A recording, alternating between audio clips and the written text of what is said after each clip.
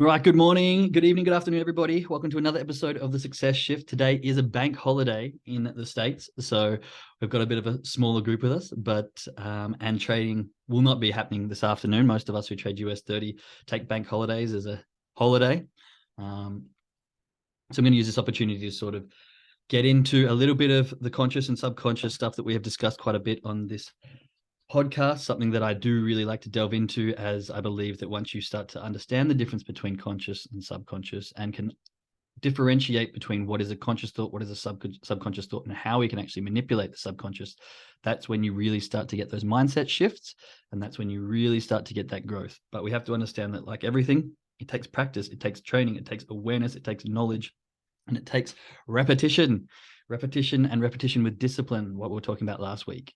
So I know that conscious and subconscious are terms that get thrown around quite a lot, especially when you hear mindset, especially where you hear personal development, and sort of a behavior, shall we say. But often it can be a little bit vague, it can be a little bit misunderstood. And so I really want to try and differentiate what the difference is between conscious and subconscious, giving some examples and really trying to get an understanding of awareness so that we can understand whether this is a conscious behavior or a subconscious behavior that is being brought to fruition by what we're doing in the current moment. So with that, I want to bring some gratitude first, as we always do, to audibles and audiobooks. At the end of, actually just before my baby was born, I really got into some fitness and started listening to audibles on my jog. And then when things got a little bit tougher and I got a bit more tired, I moved back to music because I love music. I'm a musician at heart. And that was great. But I found that my brain wasn't being activated in the same way. And then I stopped jogging altogether. But now that I've got back into the year with the discipline, I've started listening to audiobooks again. And I think it's absolutely amazing way to learn. There's pros and cons. Pros are my blood's flowing, my brain's active, everything's moving in the right direction. So I can really brainstorm on ideas when I'm jogging and listening to audibles. Negatives are sometimes my brain goes off on a tangent and starts running and I miss half the audible and I either need to go back or just try and refocus because my brain's just done its wonderful thing and wandered into a deep thought process and come out the other side something completely different. So I love audibles now. I never used to like them. Matter of fact, I didn't even like reading 2 or 3 years ago. I think I was 27 when I first got into reading. My mum, when I was younger, would always push me. She'd be like, Jake, you got to read. And I'd be like, no, I want to go play sport. I want to be active. And now I love it. I absolutely love it. I try to read 10 pages a day. That doesn't always happen, but I'm trying to get more discipline in that and grow into it. So I'm grateful for my mum's persistence in getting me to read. I didn't go down the reading of fiction like she was kind of pushing. I found personal growth and development and went down nonfiction, but I love it. And audibles have sort of stepped up that game so I can combine being active as well as reading. So I highly recommend to anyone who's looking for a bit of time. Time is a valuable thing that we often say we never have enough of, but stacking those habits and behaviors. So when you go for a walk, find yourself half an hour, put an audible in. Or if you do jog or exercise, instead of listening to music, put audible in. Now, don't get me wrong, sometimes I need music to pump me up. So like I was saying at the start of the year, my discipline now is to press play on some music so I get my push-ups and so I get my body warm. And then when I go out for my jog, I switch to an audible. So I've got a lot of gratitude for them. Chuck your gratitude in the chat. I know there's a smaller group, but I would love to hear what you're grateful for today. I'm very grateful to have finally had a restful sleep while working on call shifts the last 3 days. Yeah, shifts, especially on call shifts, can really mess with your sleep patterns. I used to do orderly work in the hospital, and it wasn't on call, but it was shift work. And so sometimes I'd do nights, and then sometimes I'd do days, and then I'd be on the afternoons. And because I was a casual, they'd call me up, can you do today? Can you do tomorrow? And so it was very sort of short notice shift work, and it can really mess with your sleep. So I'm glad you got a good night's sleep. Sleep is very valuable, as I am learning with a new baby boy who hasn't quite grasped the understanding of sleep cycles through the night, but it's very valuable. So I'm glad you're getting some much needed rest. Also got to have a visit with a friend and stay with on call. Nice. I'm grateful today because 15 years ago, my sweet, loving, energetic boy was born. Happy birthday. Grateful that God entrusted me to be his mum. Grateful for the lovely human he is And the man here is feeling grateful and blessed this morning. Well, I hope in 15 years I can have the exact same gratitude for my son. I think that's lovely, Tamika. Absolutely wonderful. I'm grateful for relationship, connection with friends and family are strong and well. Human connection is such a gift. It really is. Human connection is such a gift. That's a real trigger for me at the moment.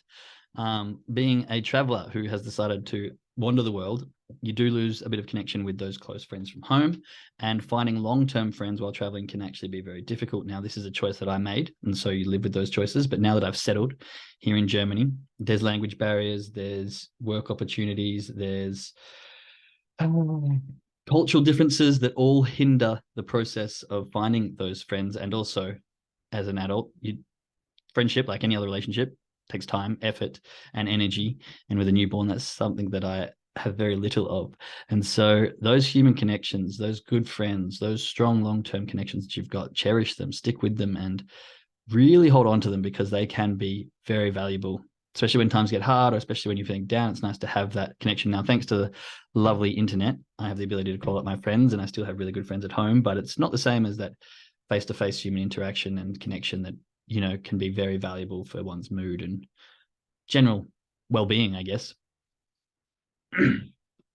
So thank you for sharing gratitude. I love to hear it. And like I said, we will always find gratitude, because it is the one thing with consistency that can change your life completely. We need to focus on the positive things, the happy things, the joyous things, and get our mind out of the negative and start focusing on that which makes us happy. And gratitude is the fastest and best way to do that, I find. And having that moment of looking, okay, what am I grateful for today? And going through the list of things that you might be grateful for, and then finding something like, oh, that's right. This actually does bring me so much joy. So very important. Go and stick with that. Now, today, as I said, we're going to talk about conscious versus subconscious. To begin, I want to really just delve into what is the difference between conscious and subconscious. The difference between subconscious and conscious can, I think, often be a little bit convoluted, a little bit confusing, especially if you're new to personal growth and development, especially if you're new to diving deep within the mind, the brain, and all of the above. Now, you may hear me talk a lot on this about 3 different brains. We have the emotional brain, or the chimp, as is referred to in the chimp paradox. We have the logical brain, or the human. And then we have the computer, or what I like to call the subconscious brain. Now, both the human and the chimp, or the emotional and the logic, I believe to be conscious brains. And the subconscious, or computational, is the subconscious brain. Now, what do these brains do? So the best way to look at this is, I think the subconscious brain is like the computer. Everything in there is hardwired. It's almost instinctive. It's stuff that you do without thinking. So if you have to think about it, or if it pops into your head that you're going to do something before you actually do it, that's usually a conscious thought or a conscious reaction. Now, an example of this, let's say you put your hand on a hot stove. You're not going to stop and go, oh, this is actually quite hot, or my hand's burning. Actually, I think I should move my hand away from this. No, you usually shout, scream, and move your hand extremely fast. It's a subconscious reaction. Your brain knows now, at this age, that the instantaneous feeling of that burn is going to cause you pain and discomfort and injury. And so you react almost instinctively and pull your hand away. This is a subconscious reaction. A conscious reaction is, say someone is talking to you and they start to say something that's mean, and you start to look inside and go, hang on, that really hurts. And these emotions come up, and you start to then logically go, this isn't really nice, I'm going to walk away. Or you emotionally go, hey, fuck you, and respond with whatever emotional response comes back. So I think the best way to define this is, if you have to think about it, or if you have that processing time that is able to think about it, then it's usually a conscious thought. Now, often what will happen is our brain very quickly runs down a path of conscious thoughts, and it can maybe seem a bit subconscious. So maybe you'll, I don't know, you're talking about what you did on the day, and then today, to a friend, and then next minute you're on the topic of what you're going to be cooking for dinner. Now, this is a conscious trail of thoughts that have gone from one to the next to the next to the next. But sometimes you go, how do we get here? Now, this is just repetition. And I think this is starting to get to that point between conscious and subconscious. One of the best examples I could give for this is when you're driving a car. Now, when you first learn to drive a car, nothing is subconscious. Everything you do is a conscious thought. It's terrifying, and you're freaking out about every little thing. Okay, my indicator's on. Do I check my blind spot? Have I got anyone around me? Are my lights on? Is it dark enough? I'm in the middle of the road. Am I pushing enough on the accelerator? All these things are going through your brain at 1,000,000 miles an hour, and it can be stressful. It can be panicky. You're learning a new skill. It feels like chaos. But that's because all of these concepts are consciously going through your brain. But what happens 20, 30, 40 years later? You've been driving for a while and you drive the same route home from work, and a thought comes in, a conscious thought comes in. And what happens? Your brain goes into thinking mode, and you think, oh yeah, that's right. That's what I'm going to have for dinner. What do we have in the fridge? Oh, maybe I got this. And then your conscious mind is settling on a thought process that's completely tangible to driving a car. You get down to the end of this road. There was one particular road that I had at home. It was kind of like through this bush area. And this happened to me all the time because I think the nature would trigger a thought. And then I get to the end, I'm like, whoa, how did I get here? And scarcely enough, my brain has done the act of driving a car so often that I can change gears without thinking. I can look in my rearview mirror without consciously thinking.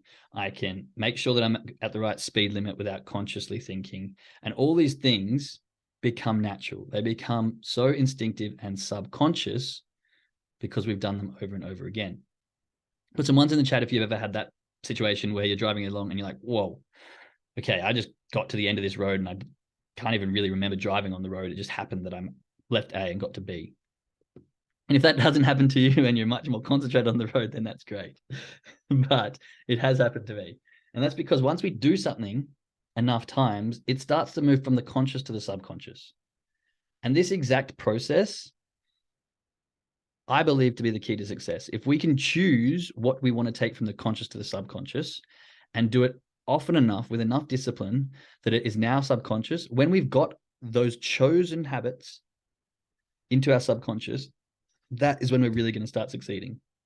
And so I believe the process to becoming successful is deciding what subconscious habitual behaviors you want and having the discipline to go through them over and over again enough times so that they turn from conscious to subconscious. Now, another example of this can be with your, I know there's a lot of Canadians on this call, often snowboarding or skiing. When you first start skiing or snowboarding, nothing is subconscious. You're worrying about your weight. You're like backside, toe side, where am I? Where is everyone else on the mountain? You're looking at 101 different things. There's people coming left. There's people coming right. Am I going too fast? Am I going too slow? Am I going to make it over this hill? Is there trees in the way? All these thoughts, bang, bang, bang, bang, bang, firing through your brain. It's quite impressive how many thoughts you can have go through your brain at once. It can be overwhelming. It can be daunting. But you do these things over and over again. What happens 5, 10 years later? Or for some, if you pick it up quickly after a season, you're cruising down the hill.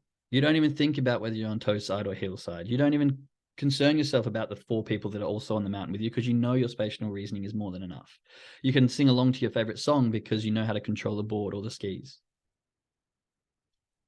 So does it make sense how these acts of going from conscious to subconscious happen over time? Now, the other way to make things go from conscious to subconscious is by trauma, shock trauma. So you may have heard me say this before, but 2 ways to get things into the subconscious is repetition or shock trauma. Now, let's say you're in a car accident. Back to our car driving example. You come to an intersection, you forget to look left or right, depending on which country you're driving in. Sorry, that's probably my Australian instinct coming in there. If you had to look left or right, you pull out, you get hit by a car from the side. I can almost guarantee you that every single junction you go to next time you get in the car, 2 things happen there. You either don't get in the car and you're traumatized and you don't drive again, or you get back on the road and every time you get to an intersection, you're going to look left so many times because you're going to have that traumatic experience stuck in your brain that goes, look left, look left, left, look left. I don't want that again. I do not want that again. And so this shock trauma has snapped this into your subconscious because you don't want to experience that feeling again. So we have the conscious mind and the subconscious mind working together. Over time, we can take the thoughts that start off conscious we can move them subconscious. Some other subconscious things that you might not even be aware of is your breathing, your heart beating. You don't consciously think about the space that your tongue takes up in your mouth. But now that I brought it to your attention, you probably are. And lots of you are going, oh yeah, it's quite big in my mouth. Weird things like this that our body doesn't even think about. We breathe naturally, our heart beats naturally, all these subconscious behaviors happen. And once we can get our ideal behaviors, disciplined jogging is my current one. Emotional restraint on the charts, one of the biggest ones that all of us are struggling with, which I'll delve into in a bit. Or once we can get, the idea of fear or all these other ones out of our subconscious, this transition. So while we can bring things into subconscious, we can also take things out, unlearning subconscious behaviors. So how do we do this? How do we bring conscious behaviors into our subconscious and subconscious behaviors out? It's awareness. We have to bring awareness to it. It's kind of like, I'm guessing, the steps for addicts and recoveries, and you got to find awareness, and then you got to go through the process. Now, I don't know what these steps are, but it's the same concept where we have to bring attention to the thing that we want to change, whether it's adding it to our subconscious or removing it from. Now, habits can be learned and unlearned, just like fears can be learned and unlearned. The only two fears that we're actually born with is the fear of falling and the fear of loud noises. And so everything else that you fear in life has been learned, and thus it can be unlearned. So we have to bring awareness to these behaviors. Number one.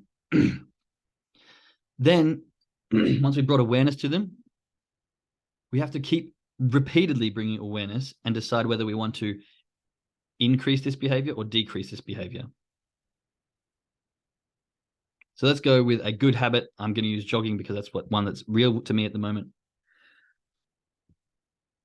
Bring attention to it. Okay, I have to think about it, bring up the idea. So now I've got a tally of days on the whiteboard near me so I can see visually. Oh, that's right. This is a tally for jogging. I'm bringing awareness to this behavior that I want to drive into my subconscious. At the moment, I have to think about it. I have to get my energy up. I go, okay, Jake, you got to go for your jog today. And it's on my mind for a long time before there's enough emotion in me that's going to be disappointed if I don't do it compared to the energy required to doing it, that I go, all right, it's time to get down and actually do it today, take it off the list. Then the action happens. So my thinking about it leads to enough emotion, which leads to the action. This is all conscious behaviors. And then the result of that is that I'm getting fitter. And so over time, what I'm trying to do is not have this bit in between. So maybe I see the tally on my board, and without thinking about all the effort, the hassle, I'm like, oh yeah, jog. I just straight up, shoes on, out the door. Happy, enjoyable, subconscious thought. It doesn't have to be a process of, I need to jog today, I've got to go do it. These are the conscious behaviors that are still there. This is why for me, discipline is so important, because I'm hoping that over time, my goal being 365 days, come day 100, I don't have to think about this anymore. It's starting to drill into that subconscious. Now, this can be the same for unlearning things. Let's say you wake up and you have a coffee every morning and you want to stop drinking coffee. So what do? We wake up, we bring attention to this subconscious behavior. Maybe you wake up, you slumber over, all right, open the cupboard, start putting your coffee. Like most people can also make coffee on autopilot now. It's, that subconscious. You might even be reading a book and next minute know you've got a coffee in your hand. Now, if we want to remove this, now I'm not saying you have to, but this is just an example of one, we need to start bringing attention to that behavior and start tracking how often we are doing these things or how often we want to stop doing these things. So attention and tracking.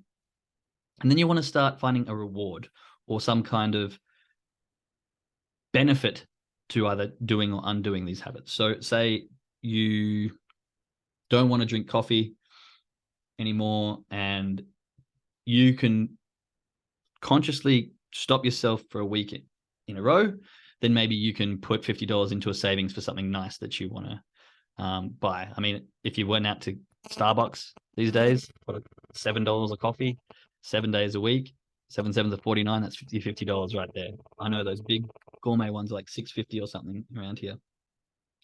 So you can start to substitute this negative behavior for something kind of reward. So once we brought attention to it, once we repeatedly acknowledged the behavior in our conscious mind, then we can start to do rewards. Now, once this system becomes fluid and repeated over time, you will happily then not even think about the coffee and be putting $50 into savings for something bigger, for something brighter. Now you're starting to switch your subconscious behaviors of I'm drinking coffee every morning to I'm putting $50 a week into my savings. And over time, repetition, you're now just saving money. So it's really important, I think, to understand what behaviors are conscious and what behaviors are subconscious. And now I'm going to discuss more on this tomorrow, but just briefly, I think when we're talking about behavior on the charts, our conscious behaviors are those that we know we should be doing, like disciplined trading, following your trading rules, holding off, having patience, all these things. But our subconscious behaviors are that which is emotion driven.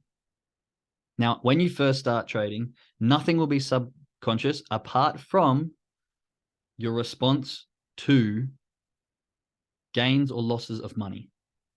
Because when trading, the only thing that you're kind of bringing in from the outside world is a relationship with money that's either hurt when you lose it, happy when you've gained it, or vice versa. Some people don't get sad by losing money, just depending on their relationship with it and where they've come from. But the only thing that is subconscious when coming into learning trading is how you respond to your profits or losses. If you go on the chart and lose $1,000, that's going to hit you in an emotional way, but it is subconscious that you have to start reprogramming. And this is why tracking your emotions and understanding your relationship with money and other emotional triggers is the number one thing I believe to becoming successful at trading, because these are the subconscious behaviors that we have already. And we need to start bringing attention to them, tracking them, and hopefully over time, manipulating them to be beneficial for us in trading and not negative. Does that make sense?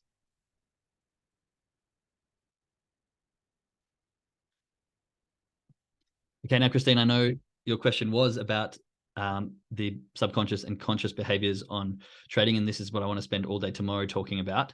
But what I wanted to do today was get a real big understanding of the difference between conscious and subconscious. They are two very different things. We have three brains, so that I refer to as, we've got the logical, the human, and then the computational. The computation are those automatic things that we don't think about that are programmed into us that just fire away and just do the things without thinking. The human and the chimp, or the logic and the emotion, are the conscious brains, where sometimes we have a battle between our emotion and our logic. We're like, hang on, logic brain is definitely conscious, and I think the emotional brain, the sub, is sort of that one that lingers in between, because the emotions can often fire off behaviors of subconscious behaviors. So when we have an emotion, when a logical brain thinks of something, or when an emotion is fired due to some conscious act, there will be a subconscious reaction that sometimes our emotions will trigger. And that's why we need to be consciously aware of the emotions that we're having and how they react, or how we react to them. So that linkage between what the emotion brings up and then how our body instantaneously reacts to that emotion is the key aspect to reducing those subconscious bad habits that we have while trading. Okay, so tomorrow we are going to dive deep into the conscious versus subconscious on the charts. And if you have any questions regarding that, please write them down today and ask me tomorrow, and we can really dive into this, because I think this topic I will talk about for the next few days, because I think it really is one of the key aspects to making or breaking a trader, the conscious versus subconscious behaviors and how we can adjust them. All right, everybody, thank you so much for showing up. I always love it. Even on public holidays, I have a small group of you, and it's absolutely amazing. I appreciate you all so much. There will be no trading today. Well, I mean, you can trade on your own, but I think the charts will be very slow. I will not be I'll be back tomorrow talking a lot about this conscious, subconscious on the charts. Enjoy your day. It's a lovely Monday. Well, it is here. The sun's out. So go and enjoy the day off. Have some fun. Make some relationships with people. Interact with humans. Do all the things that our lovely human desires. But for now, I'll speak to you tomorrow. And thank you all. Bye.